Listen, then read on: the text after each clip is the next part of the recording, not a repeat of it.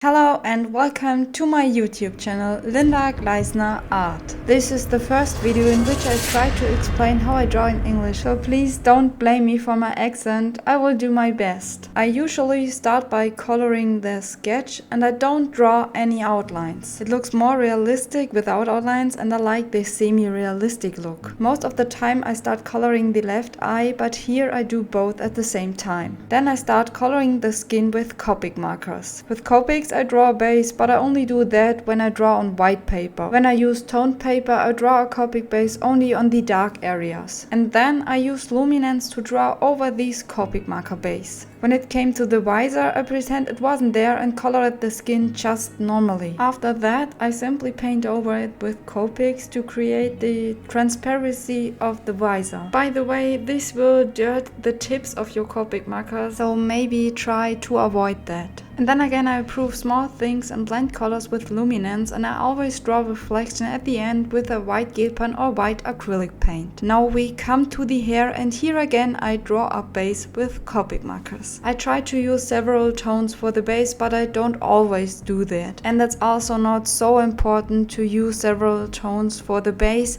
because you use luminance after the base again. And here it's definitely time to use several tones and different colors. I always use at least 5 tones: black, dark, medium, light and white, so 3 different colors plus black and white. But we are not done yet, a third step follows. This step or trick is the reason why I finally like to draw hair. Before I discovered this trick, I didn't really like drawing hair and I was often dissatisfied with the result. My small little secret is acrylic paint. With acrylic paint I simply paint small strange individual hairs over the already drawn things. I can bring in or add details, and I draw reflections and highlights with white or lighter acrylic paint. The great thing about acrylic paint is it is extremely opaque, but this can be influenced by mixing it with water. But you have to be careful here. If there is too much water, the paper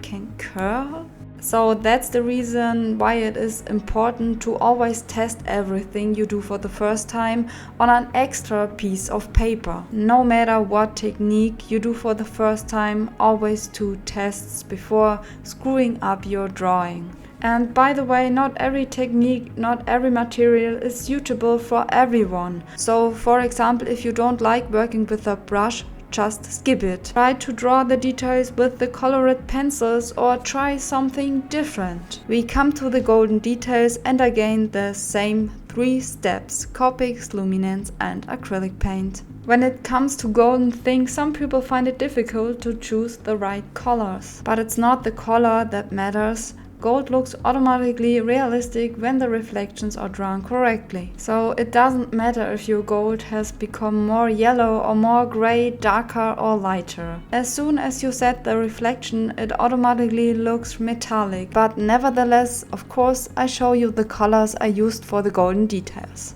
And the same game again for the leather jacket: Copic markers as base and luminance on the top. By the way, I use acrylic paint not only for hair, also on fur, feathers. I use it to paint fire, water, fog or smoke and much more. So of course I also use it for the fur color of the leather jacket. When painting with acrylic paint, there is one more thing to consider. Acrylic paint is always the top or last layer. This means that everything underneath must always be drawn first or be finished. This is why you can see me finishing the black suit underneath the jacket first. And then finally I finish painting the fur with acrylic paint. I don't know why I find it easier to paint fur, fire or hair with acrylic paint, but I'm glad that I found out. And finally the wings and feathers. Again, Copic, luminance and acrylic paint. By the way, this technique is called mixed media. But of course, mixed media can mean anything. For example, mixed media can also mean watercolor combined with colored pencils. So whenever different materials are used, it's mixed media. After I have finished drawing the wings, I make the background. Sometimes I create the background with spray cans, but here I wanted a plain black background. To get the blackest black, I do the same game again. I work with Copic marker and draw over it with luminance. In real time, this drawing took me about 8 hours and 30 minutes. And of course, I don't draw for 8 hours straight. I usually draw for 2 or 3 hours on several evenings or nights. Here you can see the finished drawing. I hope you enjoyed the video and don't forget to subscribe to my channel so you don't miss any more videos. Take care and see you soon.